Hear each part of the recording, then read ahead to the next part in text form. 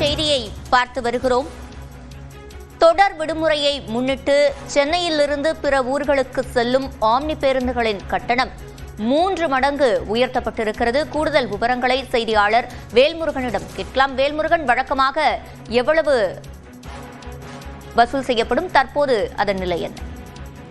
சிவகங்கையில் குறிப்பாக அடுத்த 3 நாட்களுக்கு விடுமுறை நாள் என்பதால் ஆம்னி பேருந்து கட்டணம் தற்போது 3 மடங்கு அதிகரித்திருப்பதாக பொதுமக்களிடையே புகார்கள் எழுந்திருக்கிறது. குறிப்பாக சென்னையிலிருந்து மதுரை செல்வதற்கு 4000 ரூபாய் வரைக்கும் தற்போது கட்டணம் வசூல் செய்யப்படக்கூடிய நிலையில இது வழக்கமான ரெட் பஸ் ஆப் அந்த அப்ளிகேஷன் மூலியமாக வெளிப்படையாக பார்க்க முடிகிறது.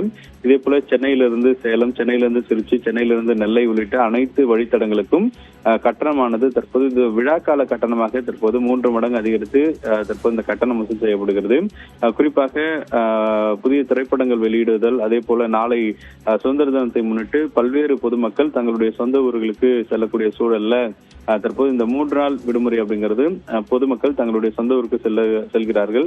இதன் காரணமாக ஆம்னி பேருந்து மட்டும் இல்லாமல் அரசு பேருந்தினுடைய பல்வேறு வழித்தடங்களை பொதுமக்கள் தற்போது முன்பதிவு செய்து வருகிறார்கள். அந்த வகையில குறிப்பாக கோயம்பேடு மூலியமாக செல்லக்கூடிய ஆம்னி பேருந்துகளை தற்போது பெரும்பாலான பேருந்துகள்ல கட்டணமானது 3 மடங்கு உயர்ந்திருக்கிறது. வழக்கமாக இந்த கட்டணம் 500 ரூபாயிலிருந்து 800 ரூபாய் வரைக்கும் வசூல் செய்யப்படக்கூடிய நிலையில தற்போது இன்று வியாழக்கிழமையே கிட்டத்தட்ட 3 மடங்கு கட்டணம் அதிகரித்து தற்போது பொதுமக்களிடையே வசூல் செய்யப்படுகிறது. இதனால் இதனை கட்டுப்படுத்த வேண்டும் என்று போக்குவரத்து துறைக்கு பொதுமக்கள் கோரிக்கை விடுக்கிறார்கள். சிவரஞ்சனி, விவரங்களை வழங்கியமைக்கு நன்றி வேல்முருகன்.